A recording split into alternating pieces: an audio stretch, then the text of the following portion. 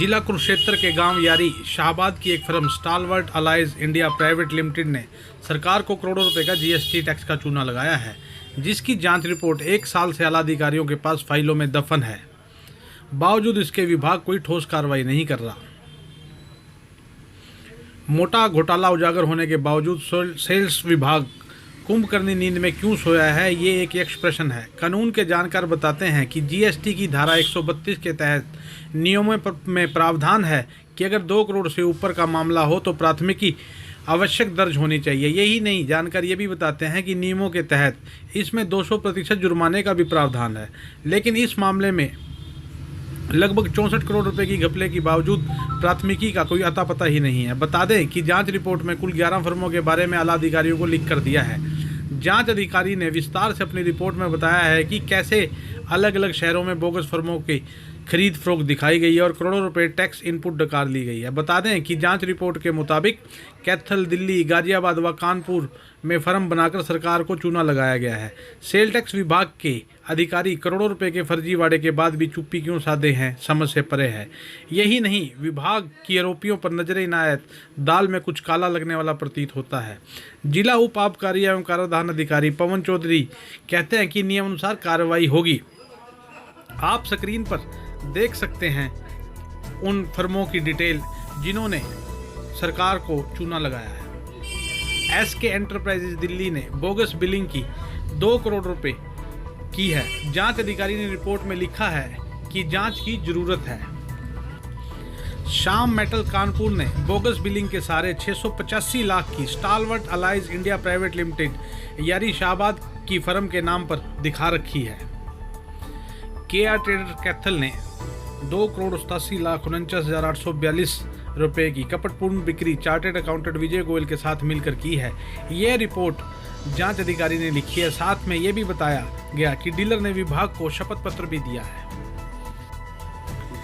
SG steel उद्योग कैथल 47 लाख 71,050 रुपए कपटपूर्ण बिक्री चार्टेड अकाउंटेंट विजय गोयल के साथ मिलकर, ये बात रिपोर्ट में अधिकारी ने लिखी है। साथ भी ये भी बताया गया है कि डीलर ने विभाग को शपथ पत्र भी दिया है। गरग मेटल कैथल ने स्टालवर्ट अलाइज इंडिया प्राइवेट लिमिटेड यारी शाहबाद की फर्म के नाम पर 28 लाख 70,095 रुपए की सेल दिखाई है। रिपोर्ट में उल्लेख है कि इस फर्म ने विभाग को सहयोग नहीं किया। स्वास्तिक मेटल्स कैथल ने स्टालवर्ट अलाइज इंडिया प्राइवेट लिमिटेड यारी शाहबाद की फर्म के नाम पर 5 करोड़ 97 लाख से अधिक की सेल दिखाई है। जांच अधिकारी ने रिपोर्ट में लिखा है। वर्ल्ड मार्केटिंग कानपुर ने भी 5 करोड़ 67 लाख रुपए से अधिक की सेल दिखाई है। सुमित एंटरप्राइजेज कानपुर ने भी यह सेल 26 करोड़ 97 लाख की दिखाई है। वहीं वीएस एंटरप्राइजेज कानपुर ने विभाग की रिपोर्ट के मुताबिक यह फर्म रिटर्न ही फाइल नहीं कर रही और शक की सुई इस पर घूम रही है। इस फर्म ने भी स्टालवर्ट अलाइज इंडिया लिमिटेड शाहबाद की फर्म के नाम पर 32 करोड़ रुपए की से अधिक की सेल दिखाई है। श्याम मेटल दिल्ली ने भी स्टालवर्ट अलाइज इंडिया प्राइवेट लिमिटेड की फर्म के नाम पर 31 करोड़ रुपए से अधिक की सेल दिखाई है। इसमें चार्टर्ड अकाउंटेंट विजय गोयल की भी मिलीभगत का आरोप है। 7 सीज इंपेक्स गाजियाबाद ने भी स्टालवर्ट इंडिया प्राइवेट लिमिटेड शाहबाद की फर्म के नाम पर 15 करोड़ से अधिक की फर्जी सेल दिखाई है। जांच अधिकारी ने लिखा है कि इस फर्म की जांच की जरूरत है। वहीं इस मुद्दे पर पूर्व मुख्यमंत्री और नेता प्रतिपक्ष भूपेंद्र सिंह हुड्डा से जब सवाल किया गया और जीएसटी घोटाले पर बात की गई तो उन्होंने कहा कि इस घोटाले की जांच होनी चाहिए। उन्होंने मांग उठाई और कहा कि इसकी पारदर्शिता से जांच होनी चाहिए ताकि दूध का दूध और पानी का पानी हो। जो रजिस्ट्री के होने में जो गवर्नमेंट लेके आए हो घोटाला आया हुआ है रजिस्ट्री का, इसकी इंक्वायरी तो कराओ। सीबीआई की इंक्वायरी करा दो या किसी सिटिंग जज के द्वारा कर दो या हाउस की कमेटी बना लो। लेकिन जितने घोटाले हुए हैं सब पे इन्होंने पर्दा डालने का काम किया है।